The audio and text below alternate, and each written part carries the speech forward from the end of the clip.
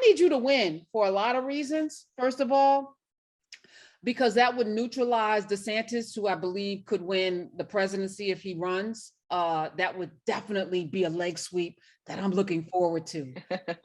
All right, what is it going to take, Nikki Fried? No votes. I know it will take votes, but what strategy do you have to defeat him? Look, we have a very big strategy. I won in 2018 as the only Democrats have finished our state since Barack Obama. And this is what it's going to take. It's going to create a movement. I think that, what we've been doing in this primary is talking to everybody. We are crisscrossing the state. That this campaign is built on the grassroots. Because too many times us in the Democratic Party focus on such the top of the ticket and don't focus on what's happening on the ground with the people. And that's why we across the nation are seeing such a disconnect between Washington, D.C. Democrats and what is actually happening on the ground. And so we are very simple. Talk to the people, listen to what their concerns are and fix it. This should be politics 101. And the more you spend in the communities and you're talking to people, you're lifting people up, you're doing your campaign from the bottom up, that's how we're going to win. And this guy has gone so extreme and has alienated everybody in our state. If everybody in our state votes who he has silenced or hurt or yelled at, we can win in a landslide. Okay. Yeah, I was just, one more. Yeah, go ahead. Because I was here election night when Andrew, Gillum. Thank you. Yeah. Andrew Gillum was this close to winning. And on that ballot was a referendum to restore voting rights to formerly incarcerated people. And I said, this is going to be a game changer. And then they instituted a poll tax. I was like, what in the 1800s is that? So Nikki Fried, where are we with restoration of voting rights for the formerly incarcerated, and how do we galvanize the 2 million plus people who couldn't vote before? Yeah, this is a major problem. I mean, we all voted for this. I think it was like 72% all voted for this. And then the Republicans came in and put that extra, I too called it a poll tax. The Speaker of the House refused to listen and to let me into his office for the rest of his term because of it. They added all these extra steps. I then tried to fight it in clemency, which if we had done it right in clemency to begin with, we wouldn't have needed this. And as a past public defender, this is things that I did every single day as a PD. I made sure that every single one of my clients at the end of our plea deal, I said, Your Honor, will you please transfer all of these court costs and fees to a civil judgment so it wouldn't carry with them. If every public defender in our state would have done the same thing, we wouldn't be in this situation. So right now we got a problem. First of all, people can't afford to pay them. More importantly, they can't figure out how much they owe. There are so many files that have been lost that they can't get access to. They don't know what they owe. There's been great organizations that are led by Desmond Meade, who is spending a lot of time and resources fundraising, trying to help these individuals get off the list, get paid off their court costs and fees. But what it's going to take is going to take a Democratic governor to get in there, change the clemency rules, and make sure that we're giving everybody that access back to the voting booth. I was just going to ask you, you said, you're just out there doing some good old politicking. This is, you get out there, you shake some hands, you kiss some babies, maybe not during COVID, but you know how this works, right? And so what are people saying? What are the kitchen table issues that are affecting Floridians? Number one is affordability. Our state has become the #1 least affordable state in the nation. Our inflation is higher than the national average. Our gas is higher than the national average. Our rent, our property taxes, our property insurance, everything is more expensive here in the state of Florida. Ron DeSantis did that. And he wants to blame Washington, D.C. This is a Florida problem. And so I've got a Florida solution for it. But that is what is on everybody's minds. When you're seeing and hearing these stories, heartbreaking stories of people just graduating from college that can't find a place to live and they're living back in their parents' basements or their second bedrooms. Seniors who are on fixed incomes that can't afford their property insurance. Single moms who are working 2 jobs are seeing 60% rent increases and don't know where they're going. This is the #1 issue that I'm hearing across the entire state, regardless of where I am, whether I'm in the Keys, in Miami, Central Florida, North Florida, Panhandle, it is the same conversation. The second is women's reproductive health care and Roe v. Wade and the overturning of that. We have now a 15-week abortion ban here in the state of Florida, and Governor DeSantis wants to take it further. women are going to die. Women are going to die because of these bans across our state and across the nation. And we're hearing it. I'm already hearing those stories. And so women are looking for that fierce fighter. They're looking for somebody who's going to get in there and who's going to protect their rights. And citizens of our state are looking for that person who's going to come in and say, I'm going to lower your cost of living and raise your standards of life. And that's when they're seeing that momentum that is here with this campaign. Nikki Fried is here. She's running for governor of Florida. If you live in Florida, gather everybody you know and make sure that they're registered. Check the voter rolls to make sure that you're not kicked off. Make sure November you show up in numbers that we haven't seen before, because they're working hard to discount your vote in Florida. Hanging chads notwithstanding. PTSD, Karen 2000. What are you doing? I'm sorry. Listen, we know what has happened before. We have to make sure people will lie, steal, and do all of the things and cheat. Definitely cheat to stay in office. Unfortunately, I was this close to becoming a Florida resident, primarily because y'all didn't have income tax. So I had a house in Winter Garden. I loved it. I'm so grateful that I'm not there now because of DeSantis and Trump and them. Yeah. How do we restore civility, humanity? How do we restore a sense of community in a state that actually is so interesting and diverse, but it's weird right now? It is very strange right now. I was born and raised here. My parents were born and raised here. I've never in my entire life seen what's happening right now, that neighbors aren't talking to each other. There's no community. There's anger, there's hostilities. You see parents going to school board meetings, yelling at school boards. Teachers, we have a 9,000 person teacher shortage come the beginning of the school year. You have teachers that are leaving the classroom because they don't know what to teach or what not to teach. We have this new civics course that our teachers are having to go through that is literally whitewashing history. And so what it's going to take is people to realize this guy has gone too far. He has gone so extreme and so dictator, fascism, authoritarian, that it's going to take all of us to say enough is enough. You know, we need just somebody in the governor's office who is just going to be a leader, who is not going to just be a fighter for the very small but vocal minority. It's 22 million people in the state of Florida. That is one of the most diverse states in the nation. And you wouldn't know that by what Ron DeSantis says on a daily basis. And so we need somebody who lifts people up, who gives hope and gives inspiration, wants to make sure that we're doing things differently. And look, you know, and going back to the Andrew Gillum stuff that you were just talking about, that was a hard night. That was a hard night when I was on that ticket and I was down 44,000 votes that night. And but I also want to say this too, and I've said this very consistently. I know what the Black community did to get Andrew, you know, up there and so close. And I know that I reaped the benefits of that because of so many people in the Black community that organized and got out to vote for Andrew, that extra vote that came out, what pushed me over the top. I understand that. I respect that. I pay homage to it on a normal basis to say, look, we've got to do this differently. And I think that when you have a Governor Fried, you're going to see a different way of governing, to lift people up, to make sure that every voice has a seat at the table. You know, if President Biden said that, thank you, Black people. Thank you, Black people. I would not be president. I think his administration would be going a whole lot smoother. I mean, it's acknowledgement. No, I'm serious about that. You know, we just want to be acknowledged. Yes, you know, please. And we want voting rights and we want, you know, reparations and a whole lot of other things. But first acknowledge. Thank you for doing that, Governor Fried. I'm sorry, Rene. Oh, no, I was just going to ask, you know, in terms of like, where do you place the data that you get from polling, and how are you polling now? And does that matter to you guys? You just put your head down and run your own race regardless of what the polls say? Polls have been consistently inconsistent for a very long time. And so we know that, but we have seen just a fundamental shift since Roe v. Wade.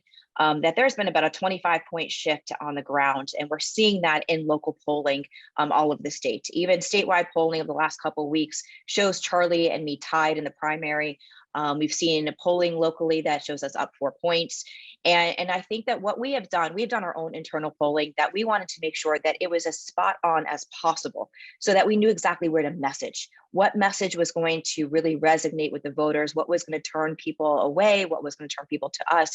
And from our own internal polling, and this was again probably about 3 weeks to a month ago at this point, that we were down 3 points. And that as soon as we started to message, which is what we are doing now, and just positives on myself versus Charlie, you saw a 17-point shift. So the polling for us is more of just a benchmark to say, is our message working? Is it resonating? But what you are seeing on the ground, you can't duplicate. I know, Karen, you're off Twitter right now, but on our Twitter Not my page, fault. not your fault. But before you get there, yes, I was hacked. Those of you who are just tuning in, but I reached out. The reason why Nikki Fried is here today is because I was able to reach out to her on Twitter, DM'd her, she got back, her team, got with my team, and she's here today. So, the tool of Twitter was very impactful, but now they get middle fingers. But go ahead to your point. Yeah, so don't ever click on any links that says that you need a new password on Twitter. Don't do that. But basically what we are seeing everywhere across the state and on my social media pages, people showing us their ballots, saying, I voted for you and I got my parents and my grandparents and my sister and my siblings. You're seeing that type of grassroots support coming out. And look, I'm running against the establishment. I haven't been doing this for 30 years. I ran for the first time in 2018. I came from the marijuana space. I was a marijuana lobbyist. And so wait, don't just drop that out. Don't drop that out, because on your page, Nikki, Nikki, Nikki Fried, Fried, you have a $4.20 donation button. It's a $4.20 donation button, y'all. I was like, oh, that's very clever. I like that. Continue, Nikki. Yeah, so I'm not an established candidate. I don't play by their rules. I do what I feel is best. I was a past public defender. I fought for our foster care kids. I fought for homeowners from the foreclosure crisis. So I don't promise positions. I don't cut deals.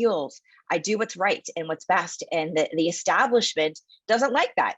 They want somebody, and I had, and I'm not going to name names, but I had a conversation with a very big, influential person, probably about almost a year ago. And he turned to me and said, well, I think that you need to be doing this, this, and this. And I said, no offense, but no one runs me. No one controls me besides the people. And he turned to me, no joke, turned to me and says, well, Charlie Crist, I control. And I said, well, that's now on you. That's not who I am, and good luck with that. But that's what I'm dealing with, is the establishment who feels they can control elected officials versus me, who's going to do things differently. Well, you know how I skip right over the primary, which is August 23rd, right to the general. Yeah. August 23rd is the primary in Florida, because Charlie Crist been there, done that, right? Been there, done that. And he's, a gray-haired, melanemic person who is part of the establishment, who is not going to bring change. I don't think that, he's not DeSantis, but he's also not Nikki Fried. He's not, forward. He's not moving us into the future. Those of you who are in Florida, the number here is 866-801-8255. You have a chance to ask questions now of somebody that wants your vote.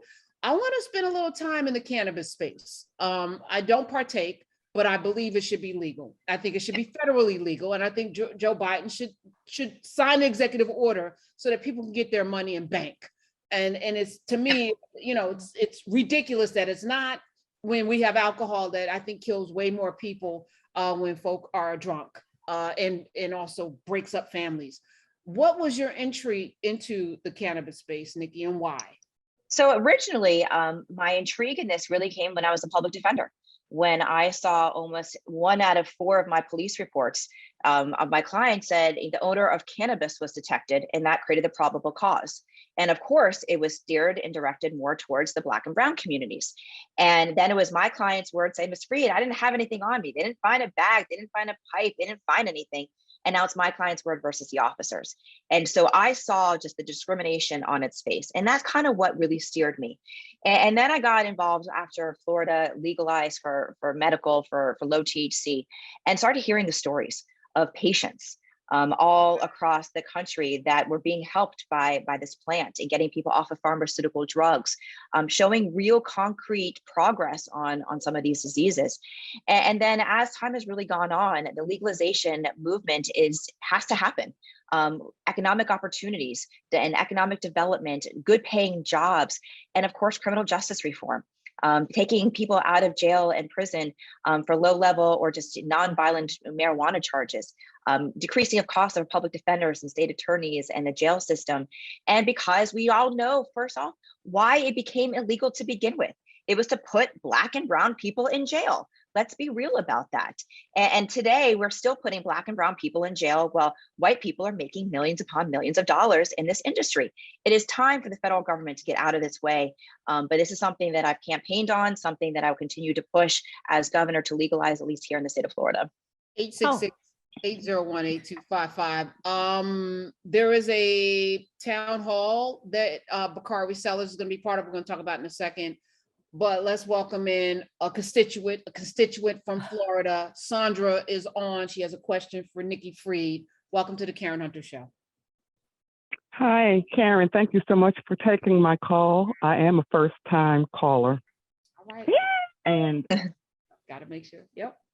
Welcome. Hello, Nikki Fried. Hello, Sandra. I'm so excited that you have gotten into the race. You have a primary coming up in this month against Charlie Crist, and I know that he garnered early support from many people across the state, and his fundraising has been significant compared to the numbers that I'm seeing for you. I know that you want more people to contribute. I can understand that, but how do you plan to overcome that obstacle of his early endorsements and as well as the fundraising? Yeah, well, first of all, thank you for that question.